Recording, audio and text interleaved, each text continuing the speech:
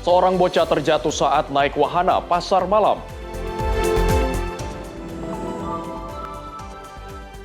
Lulusan terbaik IPDN dari keluarga buruh dan petani. Kemenak terima sertifikat tanah pengembangan Min 1 Bogor. Komisi 3 DPR mendorong penguatan pemberantasan narkotika.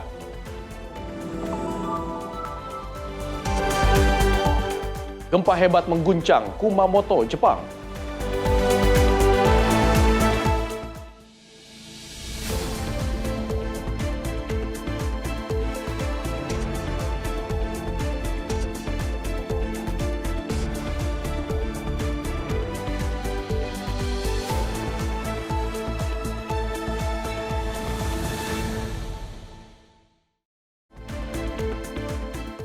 Halo, selamat pagi pemirsa. Mengawali hari Anda, senang sekali menyapa Indonesia Pagi kembali hadir mengisi ruang informasi Anda kali ini bersama saya Abdi Aswar Sahi. Selain informasi utama tadi, kami juga akan menyajikan berbagai informasi terkini dan juga menarik lainnya baik dari tanah air dan mancanegara. Dan berikut kita awali menyapa Indonesia Pagi selengkapnya.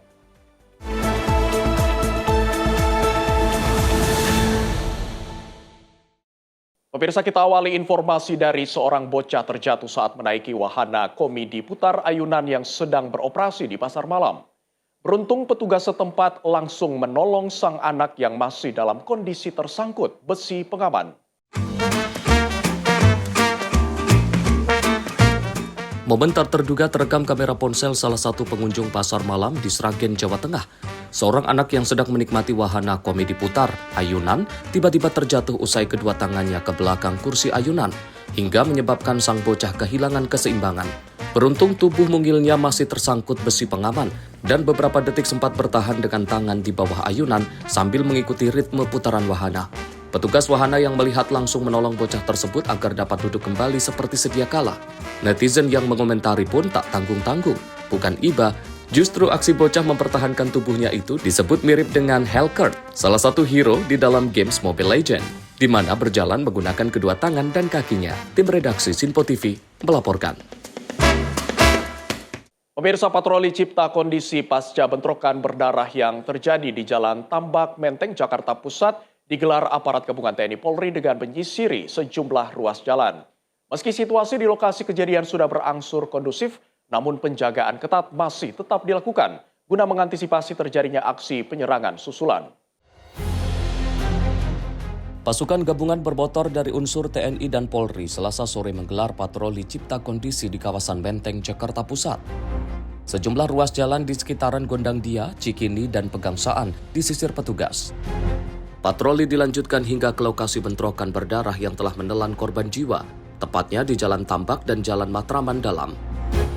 2 hari pasca kejadian, polisi memastikan situasi di lokasi sudah berangsur normal, di mana warga sudah mulai berjualan, bekerja seperti biasa hingga bersekolah.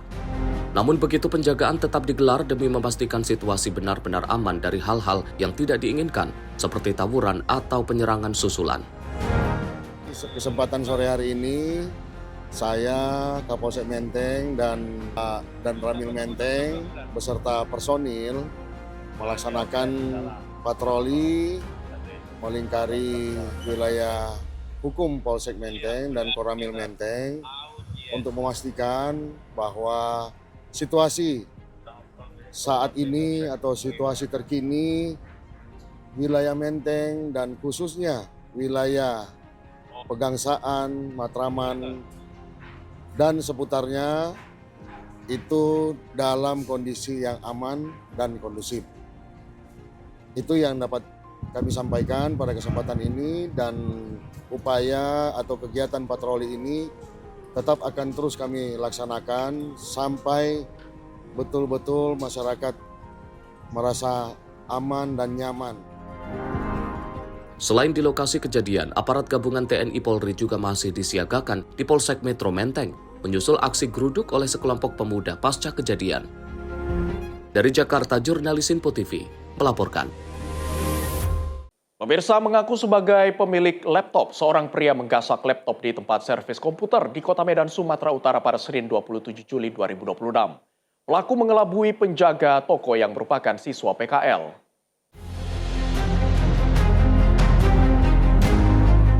Rekaman CCTV ini menjadi bukti pencurian laptop di toko servis komputer di Jalan Pahlawan, Kota Medan, Sumatera Utara pada Senin 27 Juli 2026.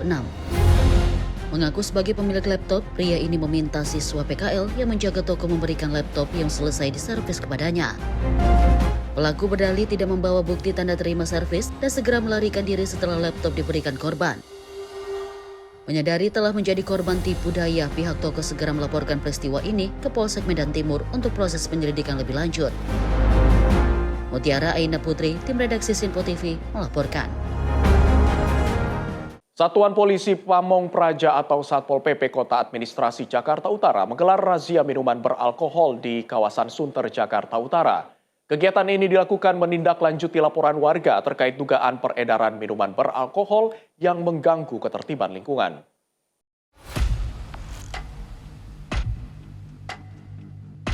Satpol PP Kota Administrasi Jakarta Utara bersama unsur TNI dan Polri melaksanakan razia minuman beralkohol sebagai bagian dari penegakan Peraturan Daerah Nomor 8 Tahun 2007 tentang ketertiban umum.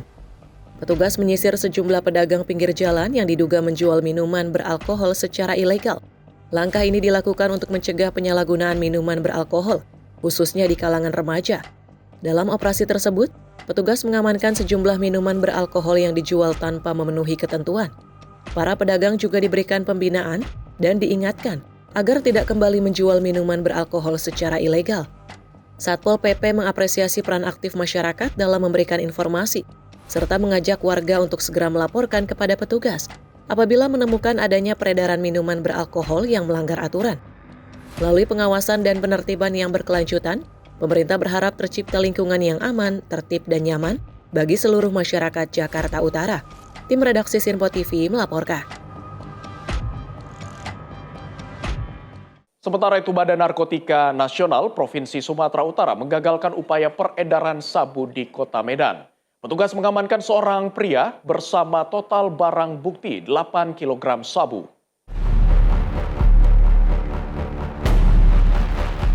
Petugas Badan Narkotika Nasional Provinsi Sumatera Utara mengamankan seorang pria yang diduga terlibat dalam peredaran sabu di Kota Medan, Sumatera Utara pada Senin 27 Juli 2026. Petugas menyita barang bukti sabu seberat kurang lebih 2 kg. Hasil pemeriksaan selanjutnya mengarahkan petugas melakukan pengembangan ke rumah di kawasan Helvetia dan ditemukannya 6 bungkus sabu serta sejumlah plastik berisi narkotika jenis sabu. Hasil penggeledahan menambahkan barang bukti sabu seberat sekitar 6 kg. Secara keseluruhan, petugas berhasil mengamankan sekitar 8 kg sabu dalam pengungkapan kasus ini. Penyidikan masih terus dilakukan untuk mengungkap pemilik barang bukti serta jaringan peredaran narkotika yang terlibat. Mutiara Aina Putri, tim redaksi Sinpo TV, melaporkan. Polda Metro Jaya membongkar jaringan peredaran narkotika golongan 2 jenis etomidet yang diduga terhubung dengan jaringan internasional. Petugas menangkap 4 orang tersangka bersama barang bukti 8.698 cartridge etomidet di 6 lokasi berbeda di Jakarta Barat dan Jakarta Selatan.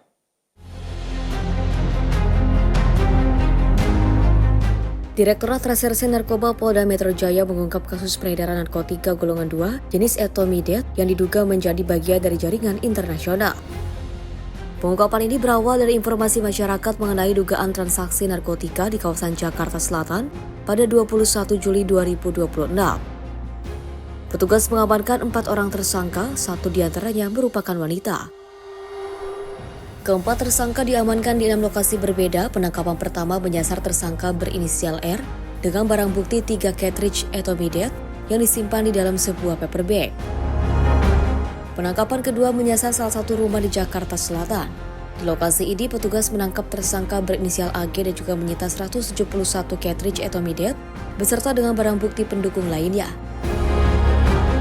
2 tersangka lain yaitu AF dan juga AM ditangkap di apartemen di Jakarta Selatan dengan barang bukti 4.384 cartridge etomidet yang disimpan di dalam koper dan tas.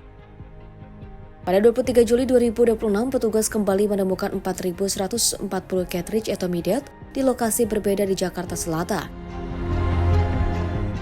Polda Metro Jaya berhasil mengungkap peredaran narkotika golongan 2 jenis etomidet jaringan internasional di 6 TKP berbeda di wilayah Jakarta Barat dan Jakarta Selatan dengan barang bukti sebanyak 8.698 piece cartridge berisikan etomidet serta 4 orang tersangka terdiri dari 3 orang laki-laki inisial R, AF, dan AG serta 1 orang perempuan inisial AM. Untuk selanjutnya, barang bukti dan tersangka akan dilakukan penyidikan lebih lanjut di Direktorat Reserse Narkoba Polda Metro Jaya. Total barang bukti yang disita petugas 8.698 cartridge etomidet dari 6 tempat kejadian perkara di Jakarta Barat dan Jakarta Selatan. Keempat tersangka kini menjalani proses penyidikan lebih lanjut di Direktorat Reserse Narkoba Polda Metro Jaya. Tim redaksi Simpo TV melaporkan. Direktorat Reserse Kriminal Umum Polda Metro Jaya membongkar sindikat penyebaran konten hoaks dan provokatif yang beroperasi secara terorganisir di media sosial. Petugas mengamankan 8 orang yang ditetapkan sebagai tersangka. Direktorat Reserse Kriminal Umum Polda Metro Jaya mengungkap sindikat penyebaran konten hoaks, fitnah, dan juga provokasi yang dijalankan secara terorganisir melalui berbagai platform media sosial. Penyidik menetapkan 8 orang sebagai tersangka dengan pembagian tugas yang berbeda, mulai dari perekrut dan juga penyandang dana, pembuat dan editor konten, pengelola akun media sosial, hingga pihak yang bertugas meningkatkan jangkauan serta menyebarkan konten secara masif. 6 tersangka berinisial ADIK, BCK, AYV, YAP, YNI, dan juga MMA ditangkap dan ditahan di rutan Polda Metro Jaya. Sementara 2 tersangka lain berinisial G dan juga S ditetapkan berdasarkan hasil pengembangan penyidikan. Dalam pengungkapan kasus ini, penyidik menyita 11 unit telepon seluler, 2 laptop, 1 iPad, 2 flash disk yang berisi konten diduga melanggar hukum, serta uang tunai sebesar Rp220 juta yang diduga merupakan hasil pembayaran proyek penyebaran konten. Petugas masih mendalami kasus guna mengungkap akun dan isu yang juga digunakan dalam aktivitas propaganda digital ini, termasuk menelusuri kemungkinan adanya penggunaan dana negara yang berpotensi membuka unsur tindak pidana korupsi apabila ditemukan alat bukti yang cukup. Perbuatan-perbuatan melawan hukum yang dilakukan di media sosial telah mengganggu stabilitas sosial, stabilitas ekonomi, politik, dan situasi keamanan dan ketertiban masyarakat. Berawal dari peristiwa hukum yang dilaporkan di Polda Metro Jaya, Ditreskrim Polda Metro Jaya telah melaksanakan serangkaian kegiatan penyelidikan dan penyidikan terhadap sindikat propaganda digital yang terorganisir dengan melakukan publikasi pemberitaan hoaks, fitnah, provokasi secara terorganisir dengan peran-peran sebagai berikut. 1. Sebagai perekrut dan pembiayaan. Kemudian yang kedua sebagai pembuat konten. Yang ketiga sebagai penyebar konten. Yang keempat perbantuan untuk mengangkat konten atau sering disebut dengan istilah booster. Dan yang kelima, penyebaran konten secara masif untuk blasting. Para tersangka dijerat dengan Undang-Undang Informasi dan Transaksi Elektronik dengan ancaman pidana maksimal 8 tahun penjara dan denda hingga 2 miliar rupiah. Penyidik juga mendalami dugaan pelanggaran Undang-Undang Perlindungan Data Pribadi yang memiliki ancaman pidana maksimal 6 tahun penjara dan denda hingga 6 miliar rupiah. Polisi mengimbau masyarakat agar lebih bijak dalam menggunakan media sosial dengan selalu memverifikasi setiap informasi sebelum menyebarkannya guna mencegah penyebaran hoaks, fitnah, dan provokasi di ruang digital. Tim redaksi Simpo TV melaporkan.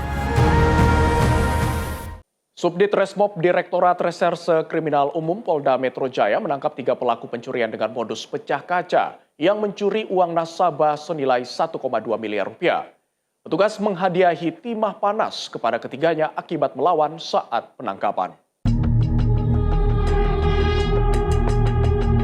Sartono, Murdini, dan Marwan hanya bisa meringis kesakitan setelah dihadiahi timah panas Tip Subdit Resmob Direskrimum Polda Metro Jaya.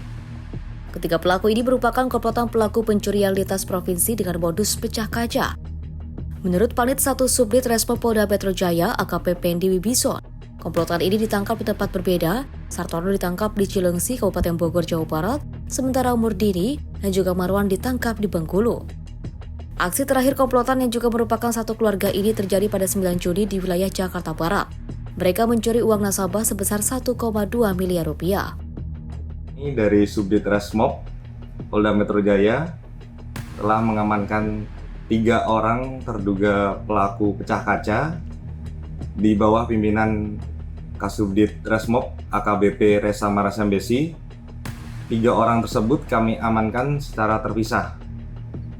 Yang pertama kami amankan di Cilengsi dan kedua pelaku lainnya kami amankan di Bengkulu. Dan masih ada 2 DPO lainnya. Untuk aksi terakhir pelaku di mana? Untuk aksi pelaku terakhir yang termonitor di Subdit Resmob pada tanggal 9 Juni, mereka melakukan aksinya di wilayah Jakarta Barat. Di waktu itu jam 11.30 korban saat melakukan pengambilan uang di salah satu bank swasta. Di situ mereka diikutin oleh 5 orang, yang mana 3 orang sudah kami amankan yang bermodus pecah kaca. Subdit Resmob Direskrimum Polda Metro Jaya mengimbau kepada seluruh masyarakat yang ingin menarik uang dalam jumlah besar agar meminta pengawalan petugas. Layanan pengawalan ini diberikan secara gratis. Dari Jakarta, jurnalis Simpo TV melaporkan.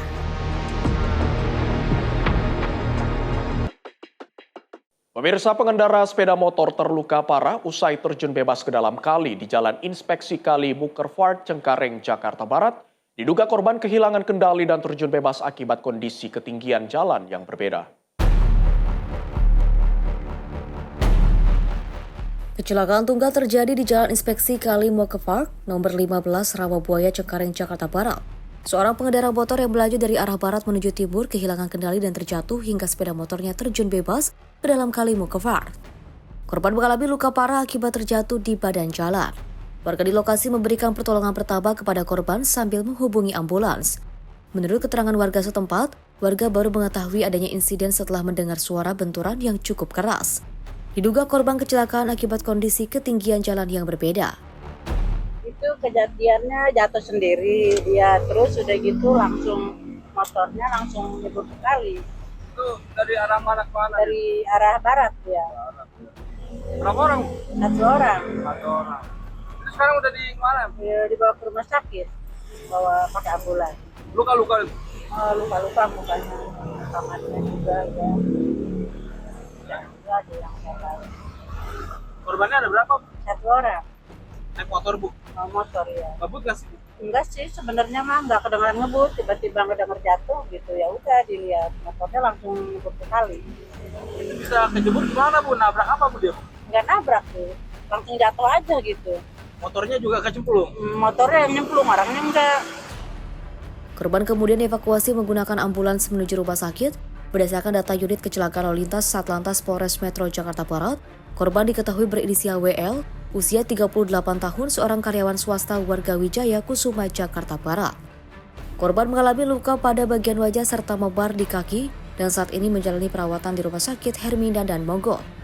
Sementara sepeda motor yang juga dikendarainya mengalami kerusakan cukup parah pada bagian depan. Penyebab pasti kecelakaan masih dalam penyelidikan petugas. Dari Jakarta, jurnalis Simpo TV melaporkan. Sementara itu, tim SAR gabungan berhasil menemukan seorang warga yang dilaporkan hilang saat memancing di Sungai Batang Mangur, Kabupaten Padang Pariaman, Sumatera Barat. Korban ditemukan dalam kondisi meninggal dunia setelah dilakukan pencarian. Kantor SAR Padang mengerahkan 8 personil rescue setelah menerima laporan hilangnya Jamalis Putra, 61 tahun, yang diduga terjatuh ke Sungai Batang Mangur. Menurut informasi, sebelumnya korban pergi memancing ke sungai pada Senin sore, namun tak kunjung kembali hingga malam hari kemudian dilaporkan. Tim SAR gabungan segera berkoordinasi dengan seluruh unsur yang terlibat sebelum melakukan penyisiran di sekitar titik diduga korban terjatuh. Proses pencarian membuahkan hasil ketika korban berhasil ditemukan dalam kondisi meninggal dunia. Sekitar 15 meter dari lokasi kejadian, pada Selasa 28 Juli. Jenazah korban kemudian dievakuasi dan diserahkan kepada pihak keluarga di rumah duka. Kantor SAR Padang menyampaikan bela sungkawa kepada keluarga korban, serta mengapresiasi sinergi seluruh unsur SAR gabungan yang membantu sehingga operasi pencarian dapat berjalan dengan cepat dan lancar. Tim redaksi Sinpo TV melaporkan.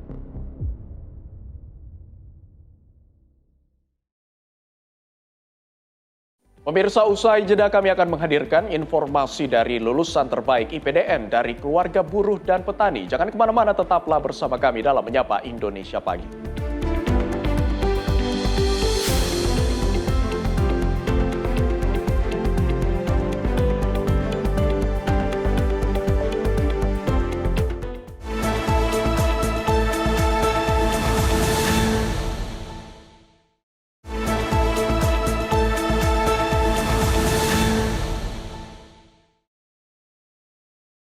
Pemirsa, Anda masih bersama kami dalam Menyapa Indonesia Pagi.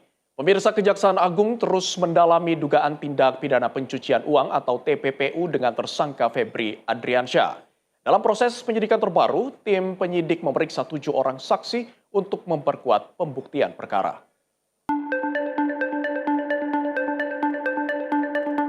Tim penyidik Kejaksaan Agung atau Tim 9 kembali melakukan pemeriksaan terhadap sejumlah saksi dalam penyidikan dugaan tindak pidana pencucian uang dengan tersangka berinisial FA. Pada pemeriksaan yang berlangsung Selasa siang, 7 orang saksi hadir memenuhi panggilan penyidik. Ketujuh saksi tersebut terdiri dari 3 orang pihak swasta berinisial WF, BM, dan H, serta 4 orang penyidik dari kepolisian. Kepala Pusat Penerangan Hukum Kejaksaan, Agung Anang Supriyatna menyatakan, pemeriksaan dilakukan untuk mendalami fakta-fakta perkara dan memperkuat alat bukti dalam proses penyidikan. Pada hari ini, Selasa 28 Juli 2026, Kejaksaan Agung melalui tim penyidik Tim 9 telah melakukan pemeriksaan terhadap 7 orang saksi terkait seprindik perkara TPPU yang melibatkan tersangka saudara FA. Adapun ketujuh orang saksi tersebut berdasarkan informasi dari penyidik telah hadir semua dan memenuhi panggilan penyidik. Di mana terdiri dari 3 orang pihak swasta dengan inisial WF, BM, dan H, serta 4 orang dari pihak penyidik kepolisian. Dan sampai saat ini, tim penyidik masih melakukan pendalaman pemeriksaan saksi-saksi guna memperkuat pembuktian dalam perkara dimaksud dan belum melakukan tindakan hukum lainnya. Hingga kini, Kejaksaan Agung menegaskan penyidikan masih difokuskan pada pendalaman keterangan para saksi dan penguatan pembuktian. Penyidik menyatakan belum ada proses atau tindakan hukum lain selain pemeriksaan saksi dalam perkara tersebut. Dari Jakarta, jurnalis Sinpo TV melaporkan. Di tengah gejolak geopolitik dan peperangan di Timur Tengah yang hingga kini masih terus berlanjut, pemerintah memastikan bahwa pasokan bahan bakar minyak atau BBM dan liquefied petroleum gas atau LPG nasional masih berada dalam kondisi yang aman dan terus disubsidi.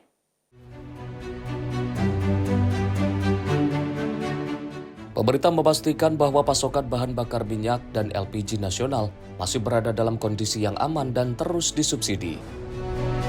Hal itu disampaikan oleh Menteri Energi dan Sumber Daya Mineral atau ESDM Bahlil Lahadalia usai mengikuti rapat terbatas bersama Presiden Prabowo di Istana Kepresidenan Jakarta pada Selasa sore.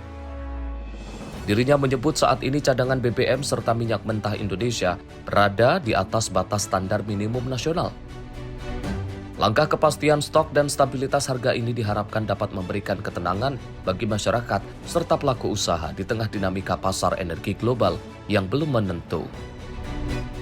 Yang berikut kami juga melaporkan tentang geopolitik peperangan yang ada di Timur Tengah yang belum selesai.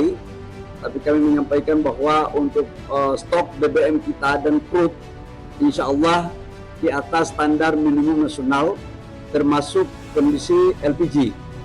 Namun harganya masih naik turun, di harga global juga demikian.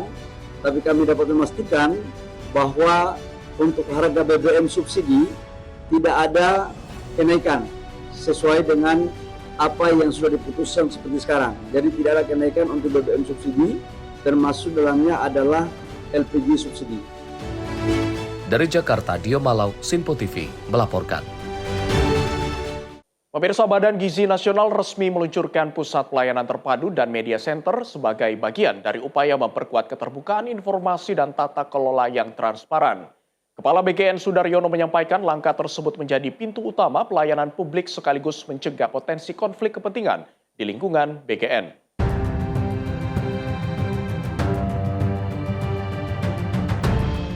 Kepala Badan Gizi Nasional Sudaryono meresmikan Pusat Pelayanan Terpadu dan Media Center Badan Gizi Nasional sebagai wujud komitmen lembaga dalam menerapkan prinsip keterbukaan dan akuntabilitas kepada masyarakat. Menurut Sudaryono, Pusat Pelayanan Terpadu tersebut ditetapkan sebagai zona hijau atau ruang resmi bagi masyarakat, mitra, maupun pemangku kepentingan untuk menyampaikan aduan, aspirasi, dan berkoordinasi secara terbuka dengan BGN. Sebaliknya, BGN menerapkan zona merah untuk mencegah pertemuan pribadi antara pejabat dengan pihak yang memiliki kepentingan, termasuk mitra dan pemasok. Oleh karenanya, seluruh komunikasi yang berkaitan dengan pelaksanaan tugas dan kerjasama nantinya akan diarahkan melalui mekanisme resmi demi menjaga integritas dan mencegah konflik kepentingan. Ini menunjukkan komitmen sebagaimana sudah saya sampaikan di awal-awal dulu. Kita ini maunya terang benderang. Tidak ada yang sembunyi-sembunyi, tidak ada yang diam-diam, tidak ada yang gelap-gelap. Semuanya harus terang benderang. Maka pusat pelayanan terpadu itu adalah zona hijau namanya. Jadi semua orang diterima di tempat itu. Zona hijau di mana orang boleh ketemu sama orang di tempat itu. Maka ada juga kalau ada zona hijau, maka ada namanya zona merah. Zona merah itu misalnya seseorang yang berkepentingan itu ketemu dengan pejabat dengan kepentingan dia, itu nggak boleh. Ya, jadi segala aduan, segala hal yang memang perlu dibicarakan harus dibicarakan secara resmi. Termasuk saya pribadi membatasi orang-orang yang barangkali dia punya dapur, dia mitra, dia supplier lah, dia entah apalah begitu, saya membatasi untuk tidak saya terima di ruangan saya.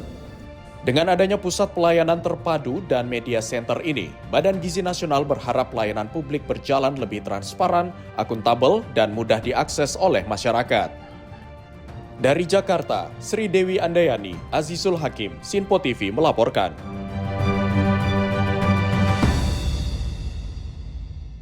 Sementara itu, pemirsa, Kepala Badan Gizi Nasional Sudaryono menyebut masih banyak masyarakat Indonesia yang belum terpenuhi kebutuhan gizi hariannya. Berdasarkan data Kementerian Kesehatan, sekitar 116 juta penduduk masih mengalami kekurangan kalori dan protein, di mana kondisi ini menjadi dasar pemerintah memperkuat program makan bergizi gratis.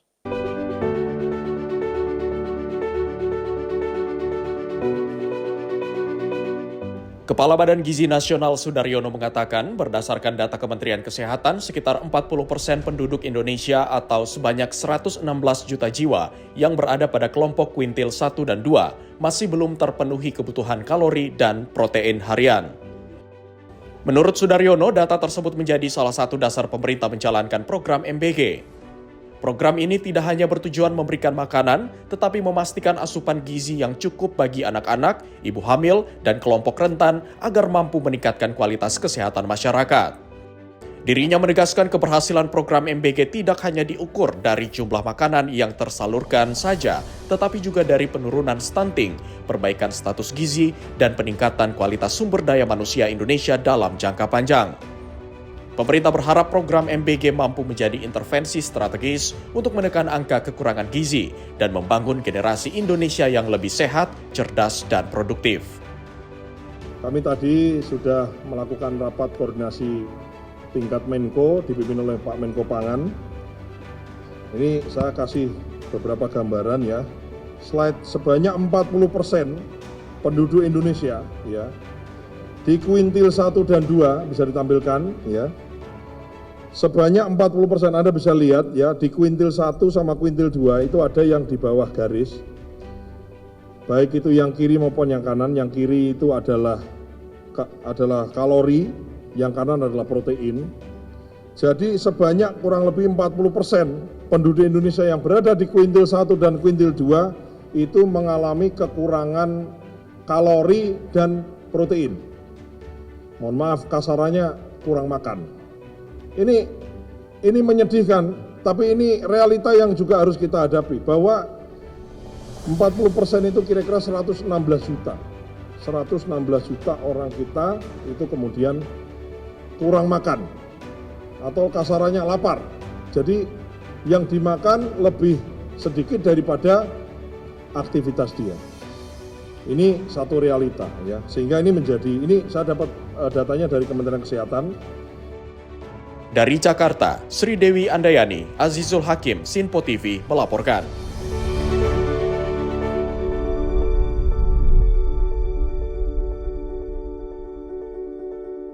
Pemerintah melalui Badan Gizi Nasional dan Kementerian Kesehatan menggandeng para ahli gizi untuk proses penyempurnaan pelaksanaan program makan bergizi gratis di lapangan. Penyempurnaan pelaksanaan tersebut ditujukan kepada penerima manfaat hingga standar menu makan bergizi gratis. Untuk satu tentukan target, yang satu B-nya menentukan standarnya. Jadi standarnya ini rame. Kasih kacang, mau kasih susu, mau kasih apa, itu nanti masuk. Menteri Kesehatan Budi Gunadi Sadikin memastikan Kemenkes bersama Badan Gizi Nasional akan menggelar pembahasan bersama para ahli gizi terkemuka di Indonesia untuk menyempurnakan pelaksanaan makan bergizi gratis di lapangan. Budi menyoroti keterlibatan para ahli gizi ini nantinya akan memberikan masukan terkait segmentasi penerima manfaat seperti sekolah, kelompok usia, ibu hamil, balita, hingga lokasi prioritas yang mengalami tingginya angka stunting. Untuk itu juga, para ahli gizi ini dipastikan akan menyusun standar makanan MBG kepada penerima manfaat. Pernyataan tersebut disampaikan Budi usai rapat koordinasi terbatas bersama lintas kementerian lembaga di kantor Kemenko Pangan pada Rabu pagi. Mengakui bersama Kepala BGN bahwa ada kekurangan implementasi. Nah itu yang saya terima kasih sekali Kepala BGN sudah mau melibatkan kita. Ada 3 hal yang saya ingin sampaikan di sini. Nomor 1, sebelum 5 Agustus, Kementerian Kesehatan dan BGN akan duduk bersama dengan ahli-ahli gizi terkemuka Indonesia. Sudah ada daftaran di Kementerian Kesehatan. Kita akan duduk menentukan 2 hal. Nomor 1, targetnya ini kita mau refine. Sekolah mana yang mau dikasih, usia mana, SD-nya di mana, lokasinya di mana, fokusnya ke daerah stunting, dan lain sebagainya. Ibu hamil yang bagaimana, balita gimana. Itu kita harapkan tanggal 5 Agustus sudah selesai, semua ahli gizi memberikan masukan ke Kementerian Kesehatan dan BGN. Untuk satu tentukan target, yang satu B-nya menentukan standarnya. Jadi standarnya ini rame. Kasih kacang, mau kasih susu, mau kasih apa, itu nanti masuk. Dari Jakarta, Max Munte, Sinpo TV melaporkan.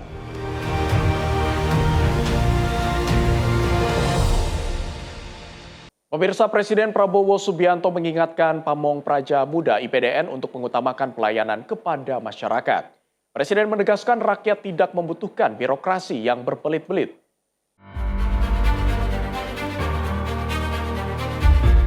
Presiden Prabowo Subianto menegaskan aparatur negara harus mengutamakan kepentingan masyarakat dan meninggalkan praktik birokrasi yang berbelit-belit. Penegasan tersebut disampaikan saat melantik Pamong Praja Muda, Institut Pemerintahan Dalam Negeri Angkatan ke-33 pada Rabu 29 Juli 2026. Presiden Prabowo menyatakan para Pamong Praja Muda harus menjadi aparatur yang bekerja secara jujur, disiplin, bersih, berani mengambil keputusan, serta mampu memberikan pelayanan yang cepat dan berpihak kepada masyarakat. Menurutnya, sikap dan kinerja aparatur akan menentukan tingkat kepercayaan masyarakat terhadap negara. Rakyat kita tidak membutuhkan birokrasi yang berbelit-belit. Rakyat kita tidak perlu pemimpin-pemimpin yang tidak bekerja dengan sebaik-baiknya. Rakyat membutuhkan, bahkan rakyat menuntut aparatur yang bekerja jujur, disiplin, bersih, tidak korupsi, berani mengambil keputusan, dan selalu hadir ketika rakyat membutuhkan. Rakyat menuntut aparatur negara yang mengutamakan kepentingan rakyat, bukan kepentingan pribadi atau golongan. Dimanapun saudara bertugas, ingat, saudara adalah wajah dan lambang negara. Dari sikap saudara, dari penampilan saudara, rakyat menilai apakah negara kita hadir atau tidak. Apakah negara kita tertib atau tidak. Apakah negara kita membanggakan atau tidak. Apakah negara kita negara yang terhormat atau tidak. Itu saudara harus jadi pemimpin-pemimpin yang terbaik. Saudara adalah penggerak birokrasi pemerintahan, penentu keberhasilan pembangunan di lapangan. Selain itu, Presiden Prabowo mengingatkan Pamong Praja Muda merupakan wajah negara sekaligus calon pemimpin masa depan Indonesia. Karena itu mereka diminta menjaga integritas, mengutamakan kepentingan rakyat di atas kepentingan pribadi maupun golongan, serta menjadi penggerak birokrasi yang profesional guna mendukung pembangunan nasional. Tim redaksi Simpo TV melaporkan. Sementara itu, Presiden Prabowo Subianto mengapresiasi lulusan terbaik IPDN Angkatan 2026 yang berasal dari keluarga sederhana. Capaian tersebut dinilai menjadi bukti keberhasilan seleksi berbasis prestasi dan meritokrasi.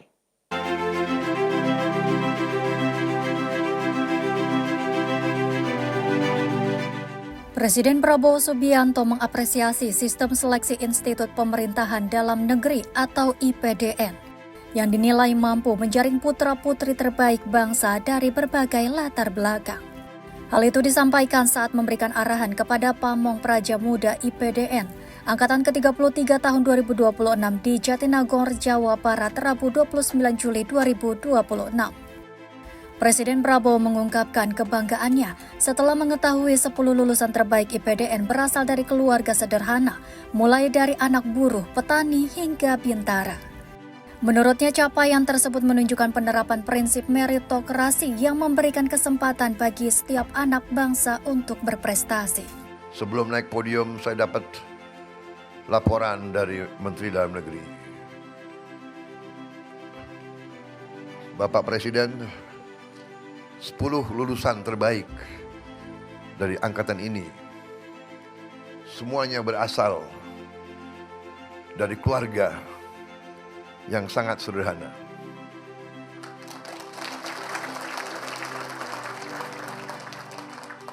Ini tadi saya disampaikan ada yang anaknya buruh, ada anak tani, ada ya kalau dari TNI anak bintara.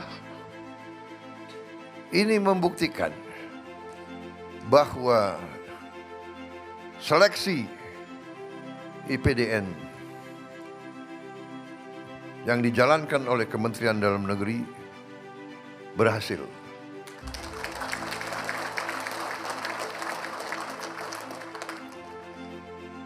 Kita inginkan seleksinya benar. Putra-putri yang terbaik bangsa. Anak siapapun. Ini membuktikan NKRI berhasil. Kalau anak buruh harian bisa lulus menjadi pamong praja, siapa tahu suatu saat dia akan menjadi pemimpin-pemimpin yang hebat. NKRI dan Pancasila harus menjadi negara dipimpin oleh mereka-mereka yang terbaik. Mereka-mereka yang berprestasi, meritokrasi, mereka yang berprestasi, silakan. Maju. Ini membanggakan hati saya.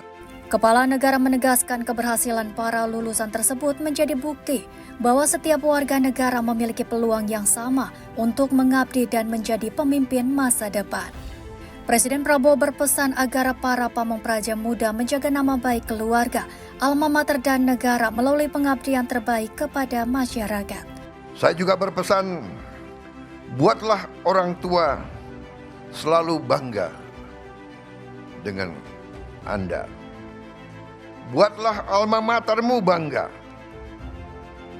Yang paling penting, buatlah rakyat Indonesia bangga dengan pamong prajanya. Selamat bertugas. Selamat mengabdi kepada bangsa dan negara. Selamat berjuang. Semoga Tuhan Yang Maha Esa, Tuhan Yang Maha Kuasa senantiasa memberi kekuatan, petunjuk, dan perlindungan kepada kalian semua dimanapun kalian bertugas dan mengabdi. Tim redaksi Sinpo TV melaporkan.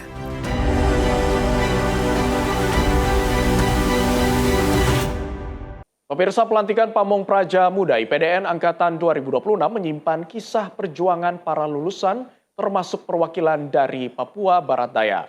Perjalanan panjang menuju IPDN menjadi bagian dari semangat pengabdian untuk bangsa.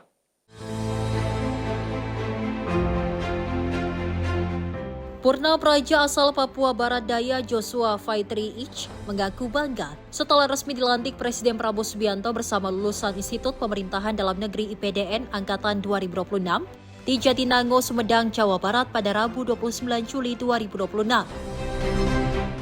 Baginya pelantikan langsung oleh Presiden menjadi momen bersejarah yang belum dirasakan Angkatan IPDN dalam beberapa tahun terakhir. Joshua menyebut pesan Presiden agar Pamong Praja mengabdi kepada masyarakat tanpa membeda-bedakan menjadi bekal penting dalam menjalankan tugas. Ia berharap ilmu yang diperoleh selama pendidikan dapat diwujudkan melalui pengabdian untuk mendukung pembangunan menuju Indonesia Emas 2045. Yang kami dapatkan yaitu tentunya sangat senang ya, karena sudah beberapa tahun kebelakangan kami khususnya di IPDN belum pernah dilantik oleh Bapak Presiden sendiri. Nah, kami sangat berterima kasih kepada Bapak Presiden Republik Indonesia karena bisa melantik kami. Itu merupakan kesan yang terbaik bagi angkatan kami.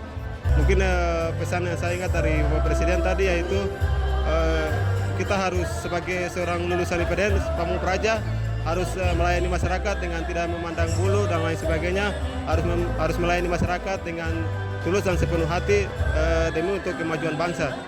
Mungkin Bapak Presiden bisa ke depan dapat bekerja lebih bagus dan dapat membangun Indonesia untuk menuju ke Indonesia Emas 2045 dan harapan yang tentunya bangsa Indonesia inginkan bersama. Di balik keberhasilannya, Joshua melewati seleksi masuk IPDN yang sangat ketat saat masih mewakili Provinsi Papua Barat. Keluarganya bersyukur atas perjuangan selama 4 tahun pendidikan yang berbuah pelantikan langsung oleh Presiden yang dinilai menjadi kehormatan tersendiri bagi para lulusan dan orang tua.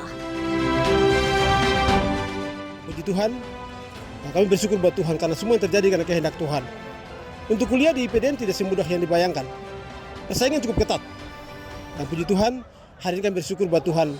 Proses pendidikan selama 4 tahun cukup berat. Kami tidak melihat tapi mengimani bahwa proses perjalanannya itu cukup berat.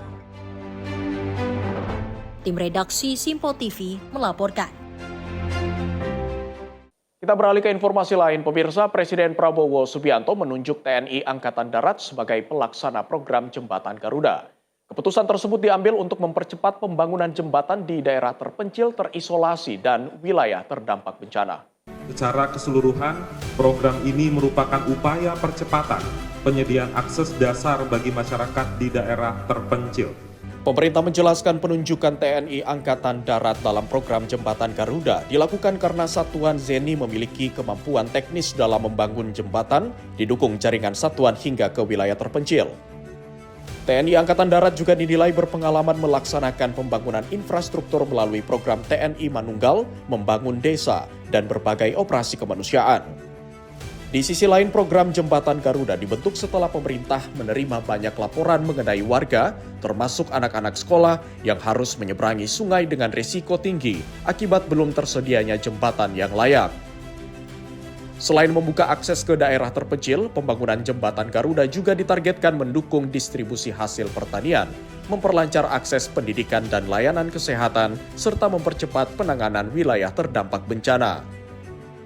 Secara keseluruhan, program ini merupakan upaya percepatan penyediaan akses dasar bagi masyarakat di daerah terpencil, terisolasi, dan wilayah terdampak bencana dengan titik fokus utama untuk membuka konektivitas yang selama ini menghambat mobilitas masyarakat, distribusi logistik, pelayanan kesehatan, pendidikan, dan aktivitas ekonomi. Bagian kedua tentang pelaksana yaitu TNI Angkatan Darat. Penunjukan TNI Angkatan Darat sebagai pelaksana program ini didasari sejumlah pertimbangan. Satuan ZENI TNI Angkatan Darat memiliki kemampuan teknis pembangunan jembatan, didukung jaringan komando kewilayahan yang menjangkau hingga tingkat desa. Pemerintah berharap percepatan pembangunan Jembatan Garuda mampu membuka keterisolasian wilayah, sekaligus meningkatkan kesejahteraan masyarakat melalui akses yang lebih cepat, aman, dan merata. Dari Jakarta, Sri Dewi Andayani, Azizul Hakim, Sinpo TV melaporkan.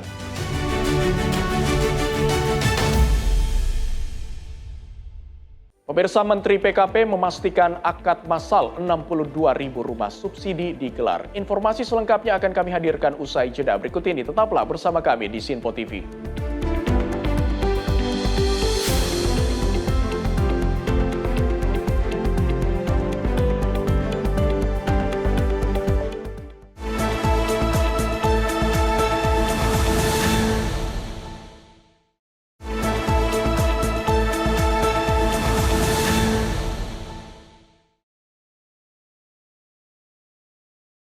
Terima kasih pemirsa, Anda masih bersama kami dalam Menyapa Indonesia Pagi. Kita lanjutkan informasi dari Menteri Ekonomi Kreatif Tengku Rifki Harsha menegaskan sektor ekonomi kreatif kini tengah menjadi mesin baru pertumbuhan ekonomi nasional. Pemerintah juga terus mendorong penguatan ekosistem ekonomi kreatif agar memberikan dampak nyata bagi masyarakat dan perekonomian. Menteri Ekonomi Kreatif Tengku Rifki Harsha menyatakan sektor ekonomi kreatif memiliki daya tahan yang tinggi dan mampu beradaptasi dengan perkembangan teknologi digital serta kecerdasan artifisial. Menurutnya, pemerintah tengah mengakselerasi berbagai program strategis seperti aktivasi desa kreatif, aktivasi kreatif hub, dan program kreatif by Indonesia. Ketiga program ini diharapkan mampu memperluas peluang usaha serta mendorong pelaku ekraf menembus pasar global. Data BPS menunjukkan hingga Maret 2026, ekspor ekonomi kreatif menyumbang 11,8% dari total ekspor non-migas nasional. Sementara itu realisasi investasi sektor ekonomi kreatif mencapai 61,33 triliun rupiah. Hal tersebut menunjukkan adanya kontribusi nyata ekraf dalam menciptakan lapangan kerja dan meningkatkan pertumbuhan ekonomi. Kita lihat dari investasi, kami Kementerian Ekraf ditargetkan untuk investasi ekraf sebesar 136 triliun. Alhamdulillah berkat kolaborasi dengan berbagai kementerian lembaga, dukungan komunitas, akademisi, serta pemerintah daerah, itu capaiannya di 134% di tahun 2025. Jadi total realisasi investasi di tahun 2025, 9,5% itu masuknya ke sektor ekonomi kreatif. Artinya apa? Artinya bahwa pihak internasional juga semakin percaya melakukan investasi di sektor ekraf. Kemudian juga dari sisi ekspor. Ekspor saat 2025 kami ditargetkan untuk mencapai 26,4 miliar US dollar. Capaiannya di 120% atau 39,94 miliar US dollar. Ini juga menarik angka ini karena 12% dari total ekspor non-migas itu dari sektor ekraf. Dari Jakarta, Sri Dewi Andayani, Azizul Hakim, Sinpo TV melaporkan. Kementerian Dalam Negeri terus mendorong pemerintah daerah untuk menerapkan creative financing untuk menjaga keberlanjutan pembangunan di daerah. Langkah tersebut diharapkan mampu memperluas ruang fiskal daerah sehingga pembangunan tetap berjalan meski dihadapkan pada berbagai tantangan pendanaan. Kementerian Dalam Negeri melalui Direktorat Jenderal Bina Keuangan Daerah terus mendorong pemerintah daerah untuk menerapkan creative financing secara sistematis demi menjaga keberlanjutan pembangunan. Sejumlah langkah yang dapat dilakukan antara lain melalui inovasi pajak dan retribusi daerah, optimalisasi peran badan usaha milik daerah atau BUMD, serta penerapan kerjasama pemerintah daerah dan badan usaha atau KPDBU. Dengan berbagai skema pembiayaan tersebut, diharapkan pemerintah daerah memiliki ruang fiskal yang lebih luas untuk mendukung pembangunan dan meningkatkan pelayanan kepada masyarakat. Dalam berbagai alternatif pembiayaan kreatif yang tersedia, mulai dari inovasi, pajak dan retribusi, optimalisasi BUMD, optimalisasi BLUD, pemanfaatan aset daerah, sampai dengan kerjasama dengan pihak ketiga adalah satu skema yang sangat relevan untuk menjawab bagaimana kita bisa memenuhi kebutuhan pembangunan infrastruktur. Penerapan creative financing diharapkan jadi strategi pemerintah daerah dalam memperkuat kemandirian fiskal serta menjaga keberlanjutan pembangunan di berbagai wilayah. Tim redaksi Sinpo TV melaporkan. Pemirsa, Menteri Perdagangan Republik Indonesia Budi Santoso mengunjungi bazar di Rumah Sakit Husada, Jakarta. Kunjungan Mendak dalam rangka bentuk dukungan terhadap semangat kolaborasi dan pemberdayaan UMKM. Melalui video yang dibagikan pada 28 Juli 2026, Menteri Perdagangan RI Budi Santoso mengunjungi bazar di RS Husada, Jakarta. Kunjungan Mendak dinilai sebagai bentuk dukungan terhadap semangat kolaborasi dan pemberdayaan UMKM yang turut meramaikan bazar RS Husada. Melalui caption di sosial media Instagram @rs_husada, menyampaikan bahwa momen kunjungan Mendak sebagai penyemangat untuk terus menghadirkan kegiatan yang memberikan manfaat, tidak hanya dalam pelayanan kesehatan, tetapi juga pertumbuhan ekonomi masyarakat. Buat Rumah Sakit Husada yang telah menyelenggarakan bazar dalam rangka peringatan Hari Kemerdekaan, banyak kita lihat produk makanan, produk-produk pakaian dari para UMKM di sekitar rumah sakit ya, semoga lancar. Sinergi yang terjalin diharapkan dapat membawa dampak positif bagi kemajuan UMKM dan pelayanan kesehatan di Indonesia. Tim redaksi Sinpo TV melaporkan. Kementerian Agama secara resmi menerima sertifikat tanah seluas 1.125 meter persegi yang dialokasikan khusus untuk perluasan pembangunan Min 1 Kota Bogor. Uniknya pemirsa, lahan bernilai strategis tersebut merupakan aset negara hasil rampasan tindak pidana korupsi oleh KPK. Kementerian Agama menerima sertifikat tanah untuk pengembangan Madrasah Ibtidaiyah Negeri atau Min 1 Kota Bogor. Sertifikat tersebut diserahkan kepada Kantor Pertanahan atau BPN Kota Bogor kepada Wakil Menteri Agama, Romo Muhammad Safi'i, kemudian diteruskan kepada Kepala Kantor Wilayah Kementerian Agama Provinsi Jawa Barat. Wamendak menyampaikan apresiasi atas dukungan semua pihak dalam proses penyerahan sertifikat tanah tersebut.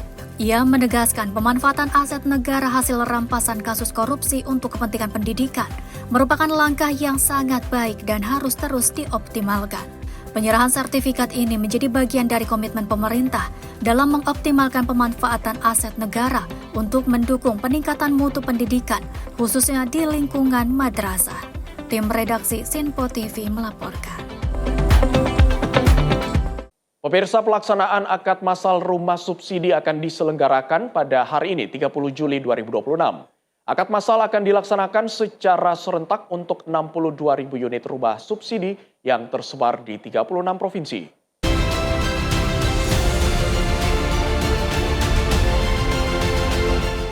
Menteri Perumahan dan Kawasan Permukiman Marwarar Sirait bersama Komisioner BP Tapera Heru Pudyo Nugroho, Direktur Utama PT Bank Rakyat Indonesia Heri Gunardi beserta jajaran, serta para pemangku kepentingan sektor perumahan menggelar rapat persiapan pelaksanaan akad massal rumah subsidi. Akad massal rumah subsidi ini akan digelar pada hari ini 30 Juli 2026 di Perumahan Puri Delta City Side Batang, Kabupaten Batang, Jawa Tengah. Rapat tersebut bertujuan memastikan seluruh rangkaian pelaksanaan akad massal berjalan dengan baik. Kegiatan tersebut juga menjadi wujud sinergi antara pemerintah, BP Tapera, perbankan, pengembang, dan seluruh ekosistem perumahan dalam memperluas akses kepemilikan rumah bagi masyarakat berpenghasilan rendah. Hari ini kita rapat bersama BRI untuk agenda hari Kamis tanggal 30 Juli 2026 di Batang, Jawa Tengah. Agendanya adalah kami mengundang Bapak Presiden untuk yang ketiga kalinya minimal 62.000 rumah. Kemudian dalam acara ini juga kita bersama-sama dengan perbankan untuk kur perumahan. Kenapa kur perumahan ini yang menciptakan walaupun ini baru belum setahun usia kur perumahan dan hal baru, tetapi pencapaiannya sangat tinggi. Makanya oleh Pak Menko Perekonomian, Pak Erlangga, kuotanya ditingkatkan dari sekitar 36T jadi 50T. Kenapa? Karena serapannya tinggi. Pada pelaksanaannya nanti, akad massal dilaksanakan secara serentak untuk 62.000 unit rumah subsidi yang tersebar di 36 provinsi. Selain itu, pemerintah bersama BRI juga akan melaksanakan akad massal kredit program perumahan atau KPP senilai 880 miliar rupiah. Menteri PKP juga mengapresiasi kinerja BP Tapera yang terus menunjukkan peningkatan dalam penyaluran FLPP. Pada tahun 2025, penyaluran FLPP mencapai 278.868 unit rumah, menjadi realisasi tertinggi sepanjang sejarah penyelenggaraan program tersebut. Capaian ini menunjukkan kuatnya kolaborasi pemerintah, BP Tapera, perbankan, dan para pengembang dalam memperluas akses kepemilikan rumah bagi MBR. Tim redaksi Sinpo TV melaporkan.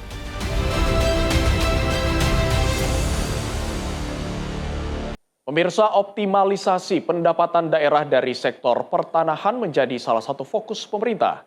Melalui rapat koordinasi di Jawa Barat, Menteri ATR Kepala BPN Nusron Wahid juga menekankan pentingnya peningkatan kualitas pelayanan kepada masyarakat.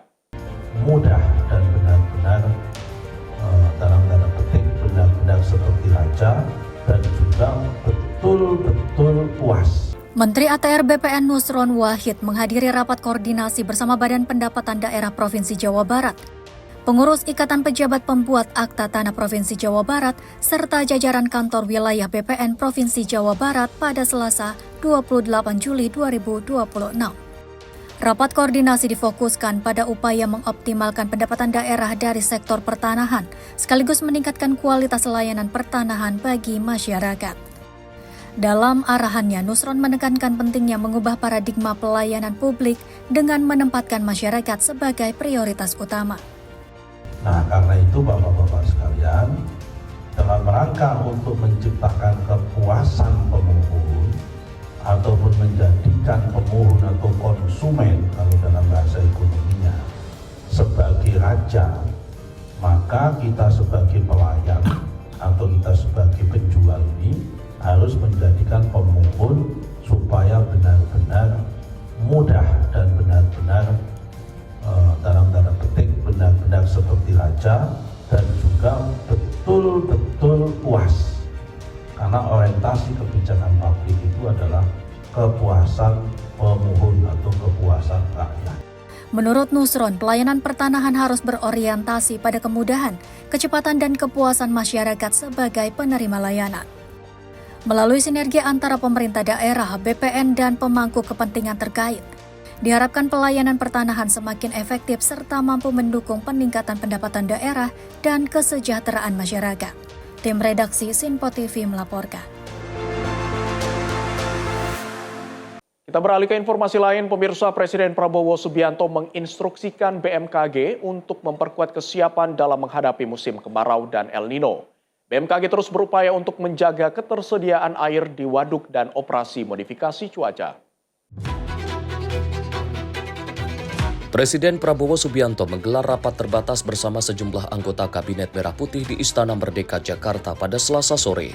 Dalam pertemuan tersebut, Presiden menginstruksikan jajarannya untuk melakukan sejumlah langkah menghadapi potensi dampak kemarau yang beriringan dengan fenomena El Nino.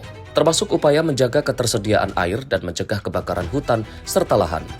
Dalam keterangannya, usai pertemuan, Kepala Badan Meteorologi, Klimatologi, dan Geofisika, Teguh Faisal Fatani menyampaikan bahwa BMKG akan memperkuat dukungan dalam menghadapi musim kemarau yang bertepatan dengan El Nino tahun ini. Langkah tersebut dilakukan BMKG dengan menjaga ketersediaan air di waduk serta operasi modifikasi cuaca. Ya, tadi saya mengupdate tentang perkembangan El Nino, khususnya di Indonesia, karena El Nino itu kan ketika suhu di permukaan laut di Samudra Pasifik di tengah Samudra Pasifik itu lebih tinggi dari 0,5 derajat, itu kita mengatakan dia sudah masuk dalam El Nino aktif. Nah, untuk saat ini kondisinya sudah masuk ke El Nino kuat jadi kita perlu mengantisipasi khususnya pada dua hal. Itu yang pertama, antisipasi terkait dengan kekeringan, dan yang kedua terkait dengan kebakaran hutan dan lahan. Untuk kekeringan, BMKG melakukan beberapa modifikasi cuaca bekerjasama dengan BNPB, bekerjasama dengan Kementerian Kehutanan, dan juga dengan swasta untuk pengisian waduk. Pengisian waduk-waduk yang ada di Indonesia, kita punya 240 waduk.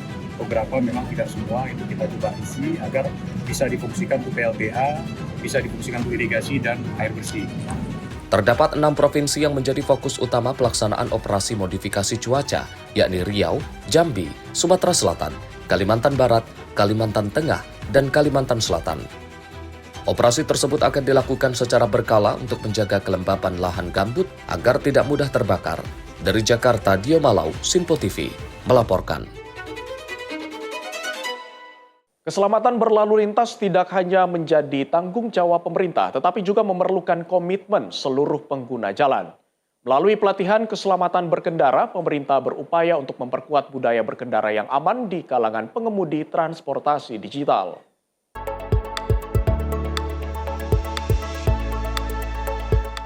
Kementerian Perhubungan berkolaborasi dengan Grab Indonesia dan Asosiasi Industri Sepeda Motor Indonesia atau AISI menggelar pelatihan keselamatan berkendara bagi pengemudi transportasi digital di Terminal Jati Jajar, Kota Depok pada Selasa 28 Juli. Kegiatan yang dibuka langsung oleh Menteri Perhubungan Dudi Purwagandi ini mengusung tema Safer Roads, Stronger Communities atau jalan lebih aman, komunitas lebih kuat. Menurut Menteri Perhubungan, keselamatan di jalan harus menjadi budaya yang diterapkan dalam setiap perjalanan, bukan sekedar mematuhi aturan lalu lintas. Setiap hari, jutaan masyarakat mempercayakan perjalanannya kepada para pengemudi, kepada kapal, dan semua mengharapkan hal yang sama. Lancar, yaitu selamat sampai tujuan. Jadi keselamatan harus menjadi kebiasaan dalam bekerja. Pelatihan ini memadukan materi teori dan praktik berkendara, mulai dari pemeriksaan kondisi sepeda motor, penggunaan perlengkapan berkendara, teknik pengereman, hingga kemampuan mengantisipasi potensi bahaya di jalan. Program pelatihan keselamatan berkendara juga dilaksanakan secara bertahap di 5 kota, yaitu Jakarta, Medan, Yogyakarta, Surabaya, dan Makassar sebagai upaya memperkuat budaya keselamatan berlalu lintas bagi pengemudi transportasi digital serta masyarakat luas. Tim redaksi Sinpo TV melaporkan.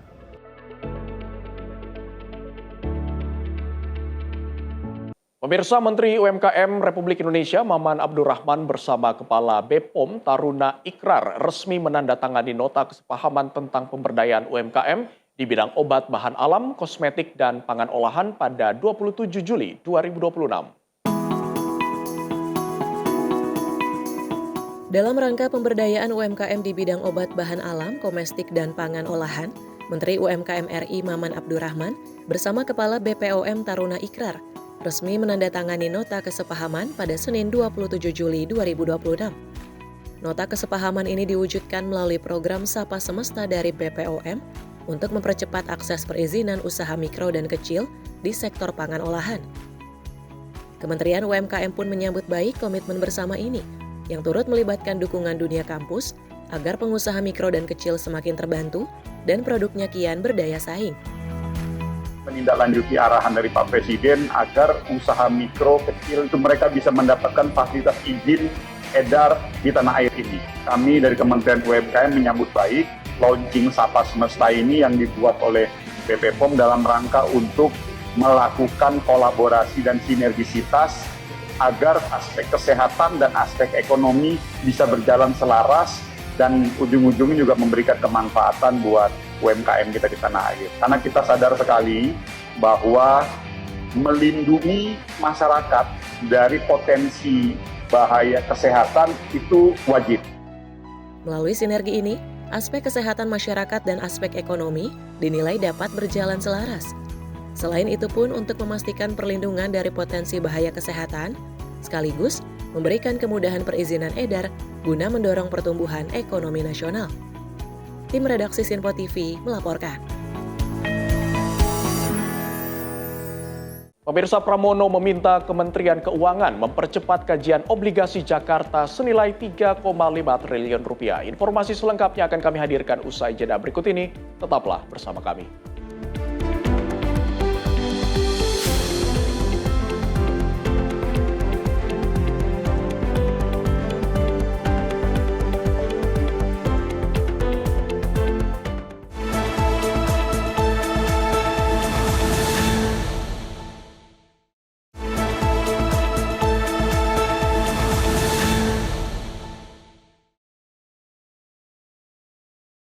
Anda masih bersama kami pemirsa dalam Menyapa Indonesia Pagi. Pemirsa, Komisi 3 DPR RI menegaskan perlindungan generasi muda dari ancaman narkotika menjadi tanggung jawab bersama. Tidak hanya aparat penegak hukum melainkan seluruh elemen masyarakat. Melalui kunjungan kerja reses di Kota Ternate, Provinsi Maluku Utara, Komisi 3 DPR RI mendorong penguatan penegakan hukum terpadu sekaligus penyediaan fasilitas rehabilitasi bagi penyalahguna narkotika. Melalui kunjungan kerja reses di Kota Ternate, Provinsi Maluku Utara, Komisi 3 DPR RI berdiskusi bersama Kejaksaan Tinggi Maluku Utara, Polda Maluku Utara, dan BNNP Maluku Utara dalam rangka evaluasi pelaksanaan penegakan hukum terpadu. Salah satu fokus pembahasan yaitu memperkuat langkah-langkah pemberantasan narkotika di daerah. Komisi 3 DPR RI mendorong pemerintah daerah untuk menghadirkan fasilitas rehabilitasi bagi penyalahguna narkotika, serta memperkuat penindakan terhadap jaringan peredaran gelap dan para pengedar. Melalui kolaborasi antara pemerintah, aparat penegak hukum dan masyarakat, diharapkan semakin banyak generasi muda yang terselamatkan dari ancaman narkotika. Telah dijelaskan panjang lebar ya, soal peredaran narkoba terbanyak itu ganja dan obat-obat terlarang gitu yang dipakai juga untuk para pengguna tetapi juga sebagai pengedar narkoba. Tadi ada permintaan untuk kalau bisa ada yang disebut dengan pusat rehabilitasi. Jadi untuk pengguna itu tidak dijebloskan ke penjara tetapi diserahkan ke pusat rehabilitasi untuk direhab. Mereka tidak kena penanganan kasus dengan ditersangkakan dengan pasal ayat yang sama persis dengan pengedar. Tim redaksi Sinpo TV melaporkan. Sementara itu, pimpinan DPR, Dasko bersama Komisi 6 DPR memfasilitasi pertemuan antara Serikat Pekerja Perkebunan Nusantara, PT Sinergi Gula Nusantara dengan pihak manajemen di Kompleks Parlemen Senayan, Jakarta pada Rabu pagi. Pertemuan dalam rangka untuk mendengarkan serta mencari solusi atas berbagai aspirasi terkait bonus dan harmonisasi kebijakan di lingkungan perusahaan.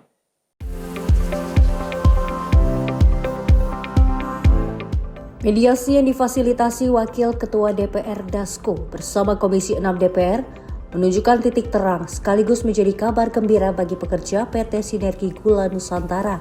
Pertemuan tersebut berlangsung di Kompleks Parlemen Senayan, Jakarta yang mempertemukan Serikat Pekerja Perkebunan Nusantara PT Sinergi Gula Nusantara dengan pihak manajemen. Dalam mediasi ini, Serikat Pekerja Perkebunan Nusantara PT Sinergi Gula Nusantara menyampaikan aspirasinya kepada pimpinan DPR yang berkaitan dengan bonus serta harmonisasi kebijakan di lingkungan perusahaan. Aspirasi tersebut pun telah diterima dan akan ditindaklanjuti oleh manajemen sesuai mekanisme yang berlaku. Aspirasi yang memang kita komunikasikan, jadi kita komunikasikan dengan DPR, dengan karyawan, lalu kemudian kita akan memfasilitasi. Komisi 6 memfasilitasi antara korporasi, antara PTPN, SGN dengan para karyawan dan akhirnya alhamdulillah ketemu di titik temu. Jadi yang memang kita cari kira-kira solusinya seperti apa. Ada beberapa tuntutan, misalnya ada bonus, lalu kemudian ada standarisasi, harmonisasi yang memang sekarang sedang dilakukan itu juga. Jadi akan menjawab semua pertanyaan atau kebutuhan yang dituntut atau yang diaspirasikan oleh teman-teman dari para karyawan. Demikian. Kabar baik untuk seluruh karyawan SGN terutama. Ya. Untuk karyawan bahwa aspirasinya sudah diterima, manajemen juga sudah bisa menghitung, dan insya Allah ini nanti perkembangannya juga akan baik untuk pabrik gula kita. Dalam kesempatan yang sama, Ketua Umum SPBUN PT SGN Muhammad Rofi mengapresiasi atas digelarnya mediasi yang difasilitasi oleh Wakil Ketua DPR Dasko bersama Komisi 6 DPR. Rofi mengatakan sejumlah aspirasi yang disampaikan pihaknya kini telah terpenuhi setelah ditindaklanjuti oleh pihak manajemen perusahaan. Jadi aspirasi kami alhamdulillah difasilitasi oleh Pak Dasko, Bu Anggia, dan Pak Nasim dari Komisi 6. Alhamdulillah segala apa yang menjadi tuntutan atau aspirasi kami diselesaikan dengan media komunikasi dengan pihak manajemen, sehingga apa yang menjadi aspirasi kami bisa terpenuhi. Gitu. Dari Jakarta, Farizal, Rona Bayu, Silpo TV melaporkan. Pemirsa, pemerintah hingga kini masih terus mempercepat pembangunan jembatan Garuda untuk membuka akses wilayah terpencil. Program ini tak hanya mempermudah mobilitas warga, tetapi juga mendorong pertumbuhan ekonomi dan meningkatkan pelayanan dasar di pedesaan.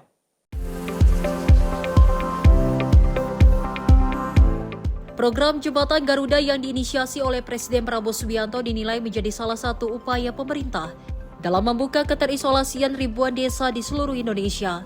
Hingga 28 Juli 2026, dari target 2.838 jembatan di 38 provinsi, sebanyak 1.416 jembatan atau hampir 50% telah selesai dibangun, dengan prioritas daerah terpencil dan wilayah terdampak bencana. Pemerintah mengatakan keberadaan jembatan Garuda telah menghubungkan lebih dari 7.300 desa dan kelurahan dengan manfaat yang dirasakan oleh sekitar 4,2 juta penduduk. Sehingga kalau diakumulasikan, total titiknya ada 2.838, selesai dikerjakan 1.416 dengan tingkat presentasi selesai 49,9%. Dari sisi sebaran wilayah, Kodam Iskandar Muda di Aceh dan Kodam 1 Bukit Barisan di Sumatera Utara mencatat jumlah titik terbanyak, masing-masing 341 dan 323 titik. Ini sejalan dengan kondisi geografis pegunungan di wilayah tersebut yang membutuhkan banyak jembatan penghubung antar desa. Sementara itu, dari sisi persentasi penyelesaian, Kodam Jaya mencatat capaian tertinggi dengan 87,1% selesai, diikuti Kodam Teuku Umar dengan 77,6% secara persentase. Bagian keempat tentang dampak dan juga manfaat program.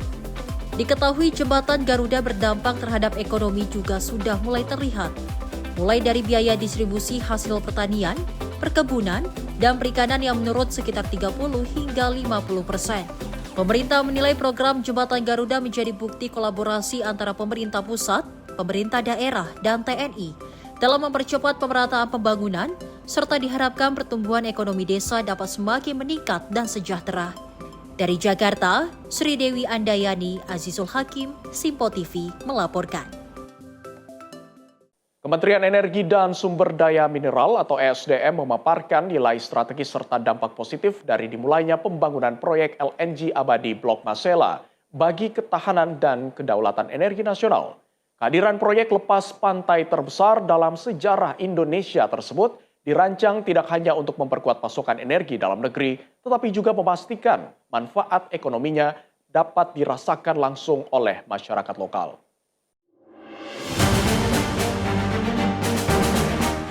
Juru bicara Kementerian ESDM Dwi Anggia merespon wajarnya perhatian publik mengenai siapa yang paling diuntungkan dari proyek berskala besar tersebut. Keberhasilan sebuah proyek strategis nasional dinilai tidak cukup hanya diukur dari angka investasinya, melainkan dari sejauh mana dampaknya menghadirkan kesejahteraan nyata di daerah operasional. Proyek LNG abadi Blok Masela yang resmi diluncurkan oleh Presiden RI Prabowo Subianto pada 16 Juli 2026 ini mencatatkan nilai investasi fantastis mencapai 340 triliun rupiah. Fasilitas ini diproyeksikan bakal menghasilkan 9,5 juta ton LNG per tahun, 150 juta kaki kubik gas pipa per hari, serta 35.000 barel kondensat per hari. Untuk memastikan kekayaan alam tersebut kembali kepada rakyat, pemerintah menetapkan aturan tegas bahwa minimal 60% dari total produksi LNG abadi Blok Masela wajib dialokasikan untuk kebutuhan domestik. Pasokan ini ditujukan untuk menyokong industri vital nasional, mulai dari pabrik pupuk hingga pembangkit listrik. Banyak masyarakat yang bertanya, siapa sebenarnya yang akan menikmati manfaat proyek LNG Blok Masela? Apakah proyek ini benar-benar membawa manfaat untuk masyarakat di Maluku? Atau justru hanya menguntungkan pemerintah pusat dan juga para investor? 16 Juli 2026, Presiden Republik Indonesia Prabowo Subianto meluncurkan dengan resmi proyek LNG Blok Abadi Masela. Momen ini menandai dimulainya pembangunan salah satu proyek gas laut terbesar di dalam sejarah Indonesia dengan nilai investasi sebesar 20,9 miliar US dollar atau kurang lebih sebesar 340 triliun rupiah dan diharapkan nantinya bisa memproduksi 9,5 juta ton LNG dalam setahun dan juga 150 juta kaki kubik gas dan tentunya sebesar 35.000 kondensat per hari.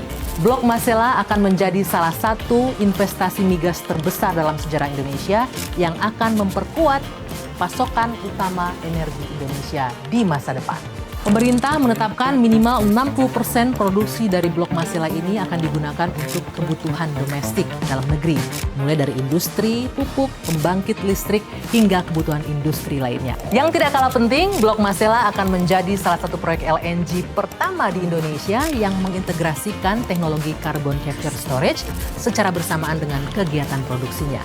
Kehadiran Blok Masela tidak hanya sekedar menghadirkan investasi, tapi juga membuka lapangan pekerjaan, memperkuat ekonomi daerah, meningkatkan kesejahteraan masyarakat, serta menjadikan Indonesia semakin mandiri dan memenuhi kebutuhan energinya sendiri. Proyek Blok Masela diproyeksikan bisa menyerap hingga 12.000 lapangan pekerjaan. Pemerintah juga sudah menyiapkan program pendidikan dan pelatihan vokasi bagi putra-putri dari Kepulauan Tanimbar khususnya. Menariknya, LNG abadi Blok Masela juga mencatatkan sejarah baru dalam komitmen transisi energi bersih di tanah air. Proyek ini menjadi salah satu pionir yang mengintegrasikan teknologi carbon capture dan storage secara bersamaan dalam fase produksinya untuk menekan emisi karbon. Dari sisi dampak ekonomi daerah, proyek ini diproyeksikan akan menyerap hingga 12.000 lapangan pekerjaan. Pemerintah juga telah menyiapkan program pendidikan serta pelatihan vokasi khusus bagi putra-putri Kepulauan Tanimbar agar siap menjadi pemain utama di tanah kelahirannya sendiri. Dari Jakarta, Tim Liputan Simpo TV melaporkan. Pemirsa, Gubernur DKI Jakarta, Pramono Anung menanggapi rencana Kementerian Keuangan yang akan mengkaji terlebih dahulu usulan penerbitan obligasi daerah senilai 3,5 triliun rupiah. Pramono pun meminta agar proses kajian tersebut dapat segera diselesaikan agar rencana penerbitan obligasi tidak tertunda. Kalau dilakukan kajian, kami terima kasih kepada Menteri Keuangan. Mohon kajiannya disegerakan. Hal tersebut diungkap Pramono usai meluncurkan sistem pembayaran tiket MRT Jakarta menggunakan kartu kredit nirsentuh atau IMV contactless di stasiun MRT Bundaran HI Jakarta Pusat. Selain menyambut baik langkah Kementerian Keuangan yang akan mengkaji terlebih dahulu usulan penerbitan obligasi daerah senilai 3,5 triliun rupiah. Pramono pun meminta agar proses kajian tersebut dapat segera diselesaikan agar rencana penerbitan obligasi tak tertunda. Kalau dilakukan kajian, kami terima kasih kepada Menteri Keuangan. Mohon kajiannya disegerakan. Seperti diberitakan sebelumnya, Pemprov DKI Jakarta berencana menerbitkan obligasi daerah pertama di Indonesia senilai 3,5 triliun rupiah. Meski anggaran pendapatan belanja daerah atau APBD mencapai angka 81 triliun rupiah. Penerbitan obligasi bukan dilakukan karena kondisi keuangan daerah yang tidak cukup, melainkan untuk menciptakan pembiayaan yang lebih sehat melalui skema creative financing. Obligasi dengan tenor minimal 7 tahun ini menjadi instrumen creative financing pertama yang diluncurkan oleh pemerintah daerah di Indonesia sebagai skema pembiayaan alternatif di luar APBD. Dari Jakarta, Dio Malau, Sinpo TV melaporkan. Kementerian Pariwisata menyatakan komitmennya untuk terus mendukung penyelenggaraan Jember Fashion Carnaval atau JFC. Jember Fashion Carnaval ini dinilai mendukung kreativitas dari anak-anak Indonesia yang tidak kalah dengan negara-negara lain di dunia.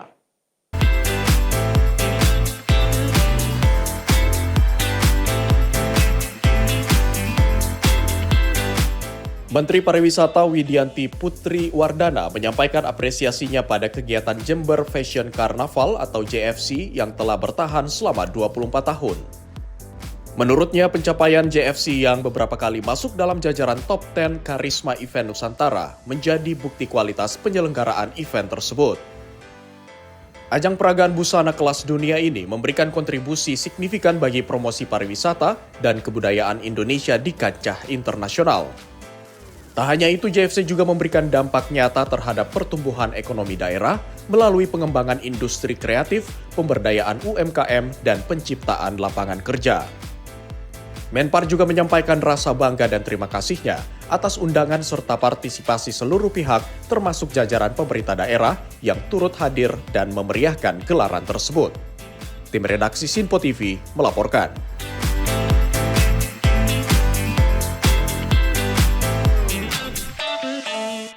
Ketua Umum Partai Demokrat menekankan seluruh kader yang menjabat di eksekutif agar terus menunjukkan kepemimpinan yang berprestasi, berintegritas, dan berpihak pada kepentingan rakyat.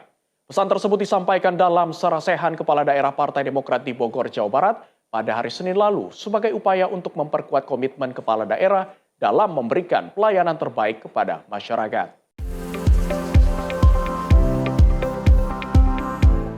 Dalam sarasehan Kepala Daerah Partai Demokrat di Bogor, Jawa Barat, Ketua Umum Partai Demokrat menegaskan agar seluruh kader utama yang menjabat di eksekutif terus menunjukkan kepemimpinan yang berprestasi dan berpihak pada rakyat. Selain itu, para kepala daerah juga diminta menjaga integritas, etika, serta menerapkan tata kelola pemerintahan yang bersih dan akuntabel. Ketua Umum Partai Demokrat juga mendorong agar seluruh kader terus membangun komunikasi politik yang positif dengan mengedepankan kerja nyata bagi masyarakat. Dalam kesempatan tersebut, ia menyampaikan apresiasi kepada Gubernur Gorontalo Gusnar Ismail selaku Ketua Komite Kepala Daerah Partai Demokrat, serta para kepala daerah yang hadir untuk bersama-sama memikirkan solusi bagi masyarakat. Menurutnya, kepala daerah merupakan ujung tombak perjuangan dalam melayani masyarakat. Juga bisa membantu menggelorakan agar supaya semua kepala daerah sukses mengemban amanah yang dipercayakan mereka. Menjalankan program-program yang diharapkan bisa meningkatkan kesejahteraan masyarakat kita dimanapun berada. Ini sebuah kebahagiaan dan sekaligus kehormatan untuk berada di tengah-tengah para pemimpin rakyat yang dipilih langsung oleh rakyat. Artinya Bapak Ibu juga datang dengan sebuah harapan besar dari masyarakat yang Bapak Ibu pimpin, agar Demokrat juga bisa terus memperjuangkan aspirasi masyarakat kita. Dan malam hari ini khusus kita berbicara menyongsong seperempat abad Partai Demokrat.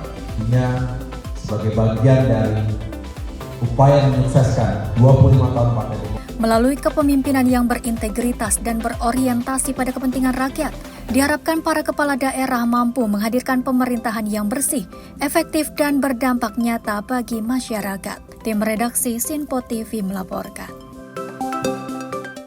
Pemirsa, Menteri Pan-RB mengadakan pertemuan bilateral dengan Deputy Prime Minister and Minister of Civil Service, Kementerian Pelayanan Sipil Kerajaan Kamboja di Jakarta. Menteri Rini mengatakan kesempatan untuk menjalin kerjasama dengan Kamboja di bidang pelayanan publik dan reformasi birokrasi terbuka lebar.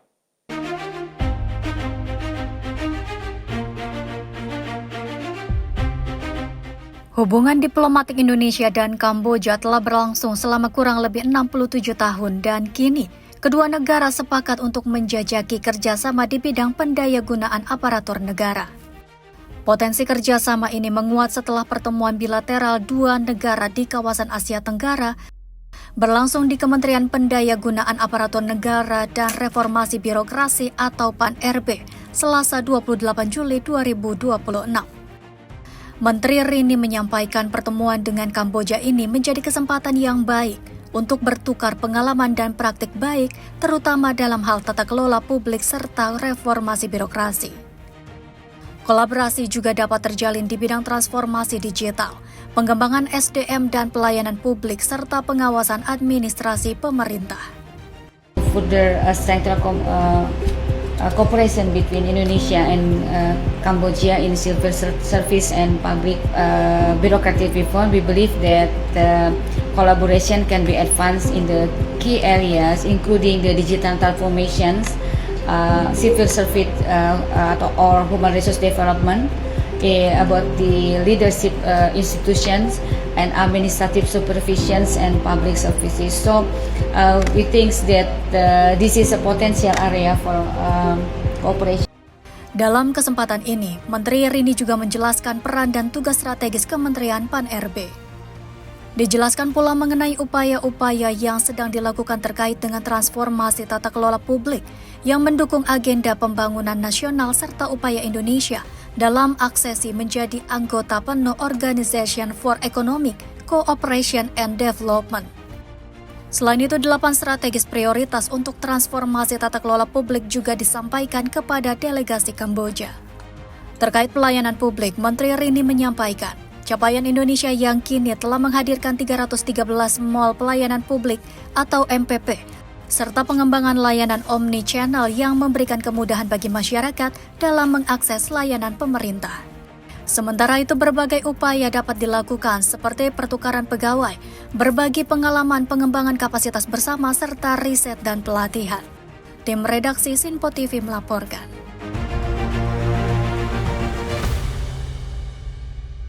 Pemirsa, warga Peru demo saat pelantikan Presiden Keiko Fujimori. Informasi selengkapnya usai jeda berikut ini. Tetaplah bersama kami.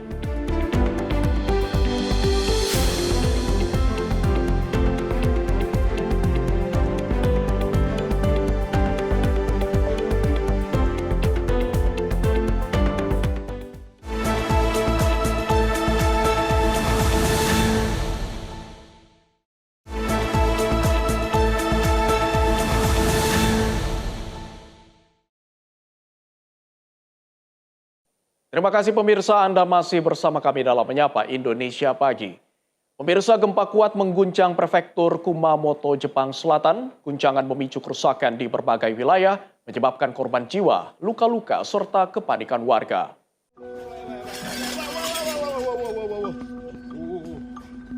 Guncangan gempa membuat warga berlari menyelamatkan diri. Rekaman amatir menunjukkan salah satu apartemen di wilayah Kumamoto yang terdampak guncangan gempa. Kepulan debu terlihat membumbung di sekitar kastel Kumamoto setelah guncangan gempa. Sejumlah batu pada dinding kastel dilaporkan runtuh akibat guncangan. Pihak berwenang menyatakan jumlah korban diperkirakan masih akan bertambah setelah sejumlah korban jiwa dilaporkan meninggal dunia akibat sebuah pusat perbelanjaan ambruk di Kumamoto. Sementara lebih dari 100 orang dilaporkan mengalami luka-luka di berbagai wilayah terdampak. Sementara itu, Survei Geologi Amerika Serikat atau US Geological Survey merevisi kekuatan gempa dari magnitudo 7,1 menjadi 6,8. Hingga kini petugas darurat masih terus melakukan evakuasi dan penilaian kerusakan di lokasi terdampak. Tim redaksi Sinpo TV melaporkan. Sementara itu, pemirsa, Perdana Menteri Jepang Sanae Takaichi mengimbau masyarakat segera untuk mengungsi setelah gempa kuat mengguncang prefektur Kumamoto. Pemerintah juga mengerahkan seluruh sumber daya untuk menangani dampak bencana dan menyelamatkan korban. Gempa bermagnitudo 7,1 mengguncang prefektur Kumamoto pada Selasa sore. Guncangan kuat dirasakan di berbagai wilayah Pulau Kyushu, disertai laporan mengenai korban luka, pemadaman listrik, kebakaran, serta kerusakan jalan, jembatan, dan bangunan.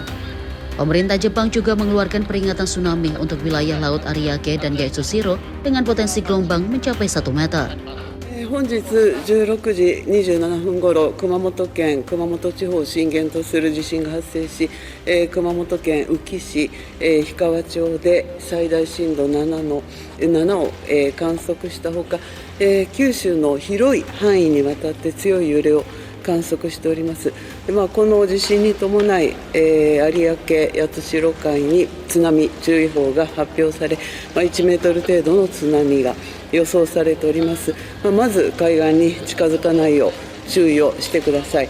で、私からは関係省庁に早急に被害状況を把握すること、地方自治体とも緊密に連携し、人命第一の方針のもと政府一体となって、被災者の救命救助等の災害応急対策に全力で取り組むこと、国民の皆様に対して、津波や避難等に関する、情報提供を適時的確に行うことを指示しました。で、現地の警察消防を中心として救命救助活動を最優先に、災害応急対策に、全力で、取り組みます。また内閣府の調査チームを先ほど、被災地に派遣をいたしました。で、人的被害や物的被害については現在も確認中ではありますが、すでに怪我人も出ていると、伺っており、停電や火災が発生している地域もあり、また道路や橋の損壊、建物の倒壊もあり、とにかく安全な場所に避難するなど、皆様には身を守る行動をとってください。そして特に、夕食の支度時でもあり、火の取り扱いには十分ご注意をください。また、家の中で割れたガラスや陶器などでお怪我をされないように気をつけてください。で、揺れの強かった地域によってはこの後も、そして引き続き、1週間程度とされますが、同程度の地震の発生の可能性もありますので注意をしてください。政府としては全力で、対応に当たってまいります。現時点では以上でございます。Pemerintah Jepang menyatakan operasi pencarian dan penyelamatan terus dilakukan dengan mengutamakan keselamatan warga. Masyarakat diimbau tetap waspada terhadap gempa susulan dan mematuhi seluruh arahan evakuasi dari otoritas setempat. Tim redaksi Sinpo TV melaporkan.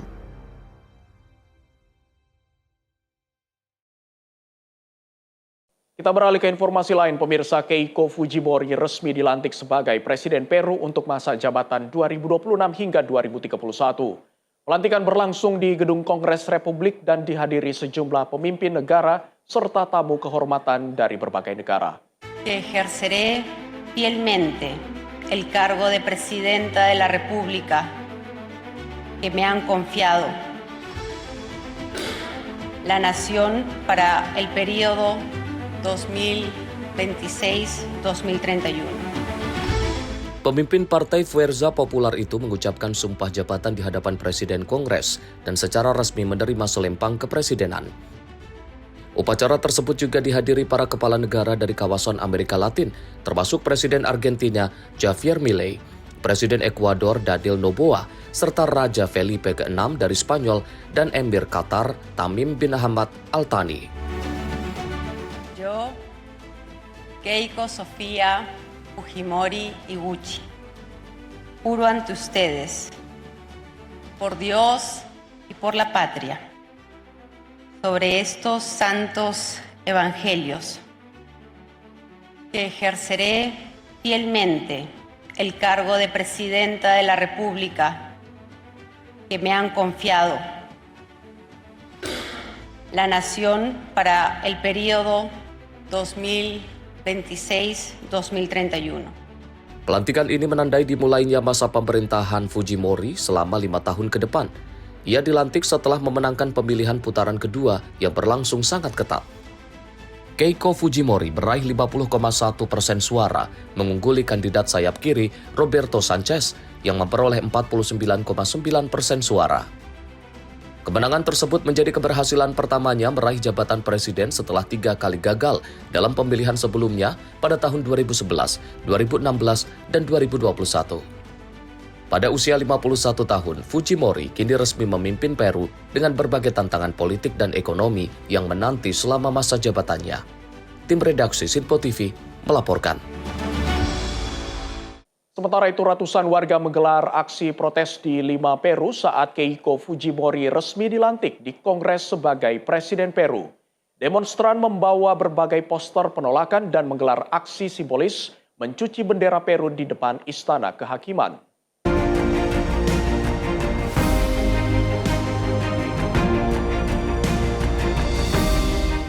Ratusan orang melakukan aksi jalan kaki di Lima menentang dilantiknya Keiko Fujimori sebagai Presiden Peru. Aksi ini diikuti oleh keluarga korban kerusuhan 2022-2023 aktivis, organisasi sosial, dan sejumlah tokoh politik yang menolak hasil pemilu. Keiko Fujimori memenangkan pemilu dengan selisih kurang dari 50.000 suara. Para pengunjuk rasa berbaris di bawah pengawalan polisi sambil membawa spanduk bertuliskan "Keiko, kamu akan jatuh" dan "Peru tidak lagi menginginkan tikus". Para pengunjuk rasa juga secara simbolis mencuci bendera Peru di luar Istana Keadilan. Para peserta mencakup kerabat dari orang-orang yang tewas selama protes anti pemerintah pada 2022 dan 2023 di bawah mantan Presiden Dina Boluarte, serta para aktivis, anggota organisasi sosial dan calon presiden yang kalah, Roberto Sanchez, yang menolak untuk mengakui hasil pemilu. Perwakilan organisasi kerabat korban pembunuhan, Raul Samilan, mengatakan mobilisasi tersebut bertujuan untuk menolak apa yang ia gambarkan sebagai pemerintah keberlanjutan. Soy el representante de todos los familiares que asesinaron en el 2022, en el 2023 y de todos los hermanos que quedaron sobrevivientes. Estamos aquí en la capital una vez más para rechazar este gobierno del continuismo de la señora Keiko Fujimori, porque ellos son los que mandaron asesinar y nos causaron todas estas heridas en nuestras regiones, ¿no? Cuando llegaron y masacraron a nuestros pueblos. Sementara seorang pengunjuk rasa, Giovanna Mendoza, mempertanyakan pidato pelantikan Fujimori dan menyebutnya sebagai penipuan terhadap bangsa.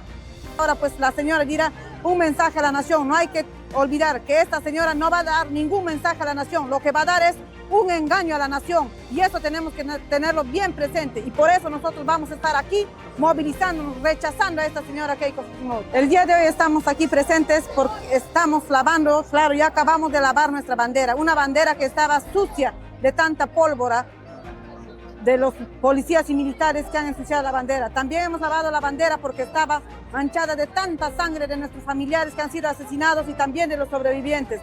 Dalam pidato pelantikannya, ia berjanji untuk menjalankan kebajikan tegas terhadap kejahatan dan memperkuat hubungan regional dengan negara-negara Timur Tengah. Tim redaksi Sinpo TV melaporkan.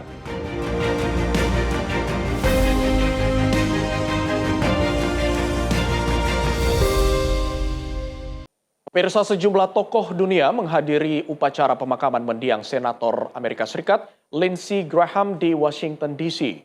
Acara ini dihadiri para pemimpin dan pejabat tinggi yang memberikan penghormatan terakhir kepada politisi Partai Republik tersebut.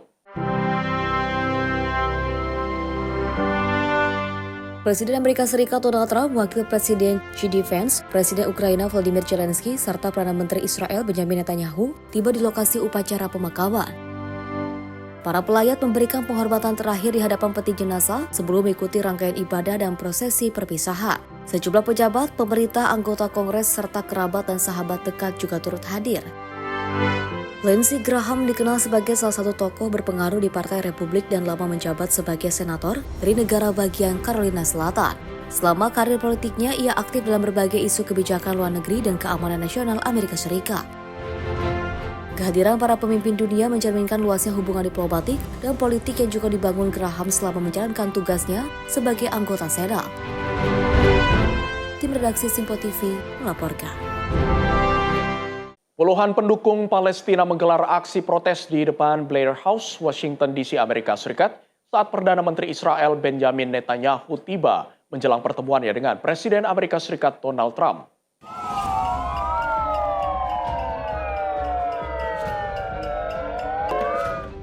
Para demonstran mengibarkan bendera Palestina dan membawa berbagai spanduk berisi kritik terhadap Israel. Mereka juga menyalakan sirine melalui pengeras suara untuk menarik perhatian. Petugas kepolisian menempatkan pengamanan ketat di sekitar Blair House guna mencegah para pengunjuk rasa memasuki kawasan yang dijaga ketat tersebut. Netanyahu menyatakan bahwa isu Iran akan jadi agenda utama dalam pertemuannya dengan Presiden Trump. Pembahasan diperkirakan mencakup program nuklir Iran, keamanan kawasan, serta upaya memperluas normalisasi hubungan antara Israel dan negara-negara Arab. Pertemuan ini disebut jadi pertemuan ke-8 kedua pemimpin sejak Donald Trump kembali menjabat sebagai Presiden Amerika Serikat. Meski memiliki tujuan yang sama dalam menghadapi Iran, Washington dan Tel Aviv disebut masih memiliki perbedaan pendekatan. Sebelumnya, Presiden Trump menghentikan sementara serangan militer terhadap Iran untuk memberikan ruang bagi upaya diplomasi terkait Selat Hormuz. Namun Washington menegaskan operasi militer dapat dilanjutkan apabila perundingan gagal menghasilkan kesepakatan baru. Trump juga mengklaim Iran telah menyampaikan keinginan untuk melakukan pertemuan, baik melalui perantara maupun secara langsung, dan menyatakan masih ada peluang untuk mencapai kesepakatan. Tim redaksi Sinpo TV melaporkan. Pemirsa, keberadaan alat kebugaran di tengah pemakaman memicu perdebatan di Wina, Austria. Bagi sebagian warga, pemakaman adalah tempat untuk berkabung dan mengenang orang tercinta, bukan lokasi untuk berolahraga. Di antara deretan lisan dan makam, kini berdiri sejumlah alat kebugaran luar ruang.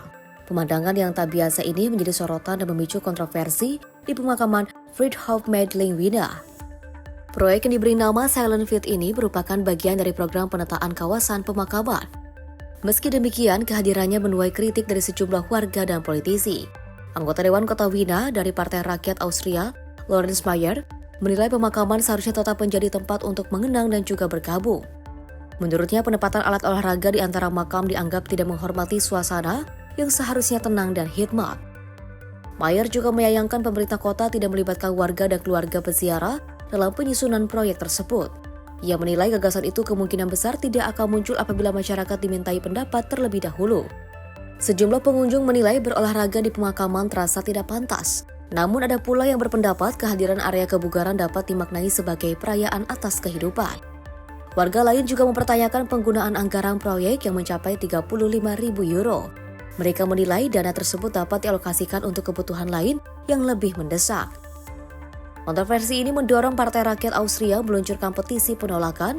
Perdebatan pun terus berlangsung menjadikan area gym di pemakaman ini salah satu isu lokal yang paling banyak diperbincangkan di Wina. Tim redaksi Sinpo TV melaporkan. Pemirsa, saat matahari terbenam, warga San Pedro Nextlapan di Meksiko harus mengunci diri di dalam rumah akibat invasi nyamuk dalam jumlah yang sangat besar yang muncul dari waduk Endo yang tercemar. Warga menyebut kondisi ini telah berlangsung lama dan sangat mengganggu aktivitas warga. Warga terlihat menggunakan asap, kelambu, pakaian tebal, hingga obat anti serangga untuk melindungi diri dari gerombolan nyamuk yang menyerbu setiap sore. Jumlah nyamuk yang sangat banyak membuat aktivitas di luar rumah menjadi sangat tidak nyaman. Warga menyatakan invasi nyamuk tersebut dipicu oleh pencemaran waduk akibat limbah dari kota Meksiko dan wilayah metropolitannya. Kondisi itu diperburuk dengan pertumbuhan eceng gondok yang menjadi tempat nyamuk berkembang biak. Tak hanya manusia, hewan ternak juga menjadi korban. Dengan luka dan borok pada wajah serta kaki akibat gigitan nyamuk yang terus-menerus. Warga menilai upaya pengasapan yang dilakukan berulang kali belum mampu mengatasi masalah. Hingga kini belum ada solusi jangka panjang untuk mengatasi pencemaran waduk dan wabah nyamuk tersebut. Warga mendesak pemerintah segera mengambil langkah nyata untuk melindungi puluhan komunitas yang terdampak. Tim redaksi Sinpo TV melaporkan. Pemirsa, fenomena langka terjadi di lepas pantai Greenland saat sebuah gunung es raksasa tiba-tiba terbalik di tengah laut. Peristiwa dramatis ini terjadi di kawasan Ilulissat Ice Fjord yang merupakan salah satu situs warisan dunia UNESCO. Peristiwa mencekam ini berhasil diabadikan oleh warga lokal. Rekaman tersebut memperlihatkan gunung es berukuran besar tersebut tiba-tiba berputar dan terbalik. Proses terbaliknya gunung es menyingkap bagian es yang sebelumnya tersembunyi di bawah permukiman air laut, sekaligus menyapu perairan dengan ombak yang kuat. Menurut para ahli, gunung es dapat terbalik ketika proses pencairan mengubah titik keseimbangannya. Kondisi tersebut membuat massa es berputar secara tiba-tiba dan memperlihatkan lapisan es yang selama bertahun-tahun berada di bawah permukaan. Meski tidak menimbulkan korban jiwa maupun kerusakan, fenomena ini dinilai berbahaya bagi kapal dan aktivitas di sekitar lokasi karena dapat memicu gelombang besar secara mendadak. Tim redaksi Sinpo TV melaporkan. Pemirsa, informasi tadi sekaligus mengakhiri jumpa kita dalam Menyapa Indonesia Pagi edisi hari ini. Akhir kata saya Abdi Azwar Sahi mewakili seluruh kerabat kerja yang bertugas pamit undur diri. Selamat pagi, selamat beraktivitas. Sampai jumpa.